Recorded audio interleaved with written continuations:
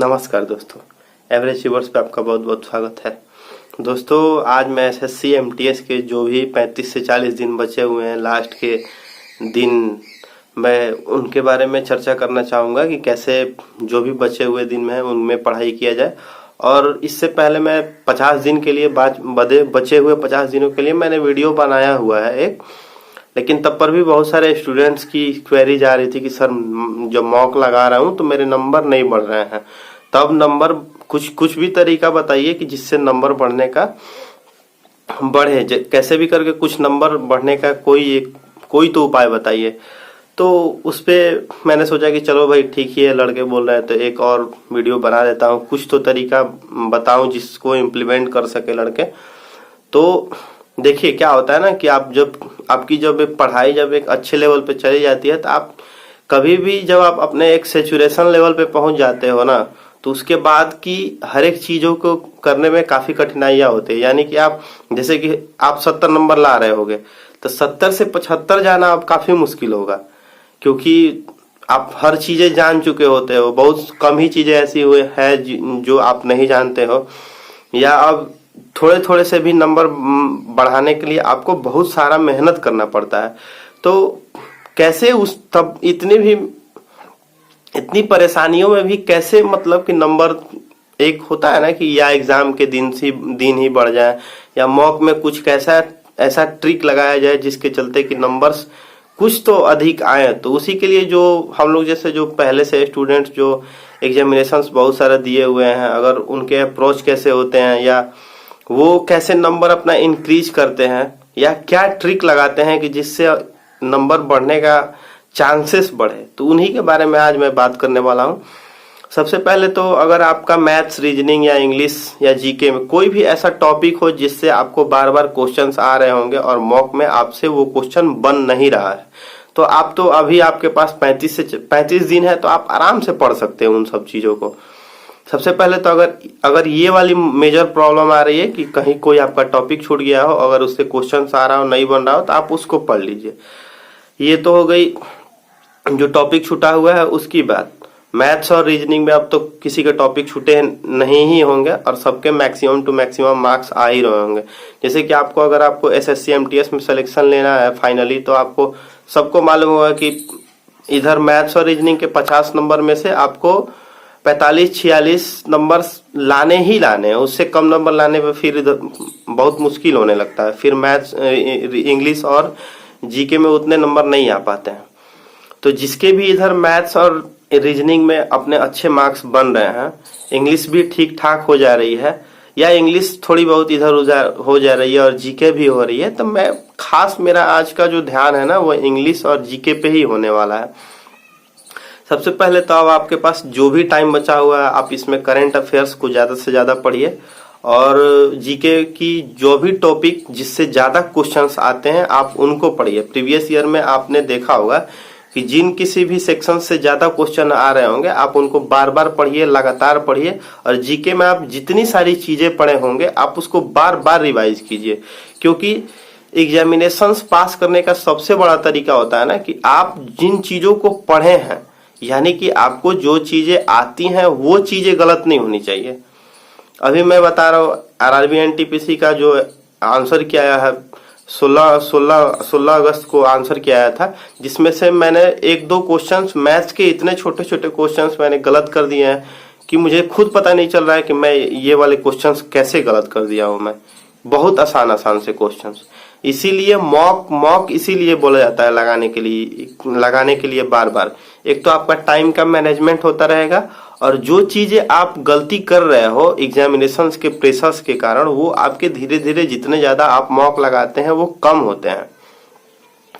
तो जो भी आज मैं मॉक लगाने का तरीका बताने वाला हूं, अभी आपके पास बहुत 30-35 दिन होते हैं, तो आप 30-35 दिन में कम से कम 30 मॉक तो लगाइएगा ही लगाइएगा। तो आप उनमें ये वाले ट्रिक लगा के अप्लाई कीजिए और देखिए कुछ आपके मार्क्स अगर बढ़ रहे होंगे तो ठीक है, नहीं तो चलिए घाटा तो नहीं ही होने वाला है, कुछ ना कुछ तो आपको फायदा ये वाली में जो मैं एक ट्रिक बताने वाला हूँ इससे तो होंगी ही होंगी, चाहे या बहुत सारे सर ऐसा ट्रिक लगाने के लिए बताते भी होंगे।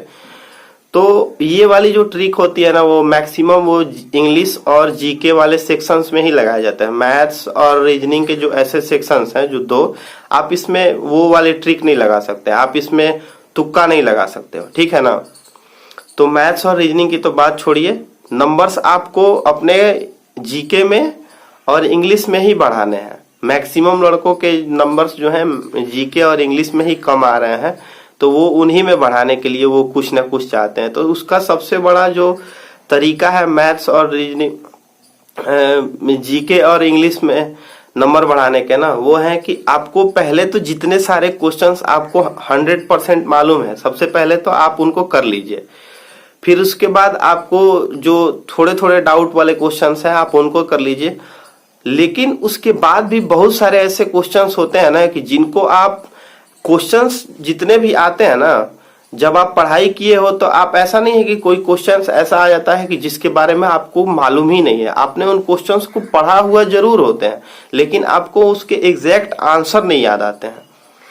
तो वैसे सिचुएशन में आपको क्या करना है ना कि आप ऑप्शन को एक्सट्रैक्ट कीजिए कि कौन कौन सा जो ऑप्शन है ना वो एकदम नहीं हो सकता है।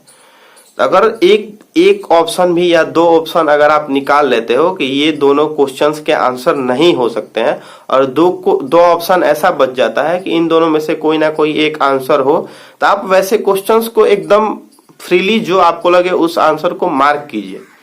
आप उस क्वेश्चन को छोड़िए नहीं कि नहीं ये तो एग्जैक्टली मुझे मालूम नहीं है तो मैं इसका आंसर कैसे दे दूं। नहीं, देखिए आप क्या है कि आपके पास कितना नॉलेज है, ये तो एग्जामिनेशंस कराने का या लेने का बोर्ड का जो भी है, ऐसा नहीं है कि वो उसको सिर्फ आपका नॉलेज टेस्ट करना है कि आप कितने विद्वान हो। नहीं, आप किस विकट परिस्थिति में आप किस तरीके से आप काम कर, अपने दिमाग का या अपने शरीर का आप यूज करते हो, वो है। जैसे कि आपको किसी क्वेश्चन का आंसर नहीं मालूम है, नहीं मालूम होने के बाद भी आप उस क्वेश्चन के आंसर को कैसे निकाल लेते हो, ये भी तो आपकी एक बुद्धिमत्ता है। तो क्या होता है ना कि ऐसे सिचुएशंस में क्या कीजिए कि आप थोड़ा सा रिस्क लीजिए।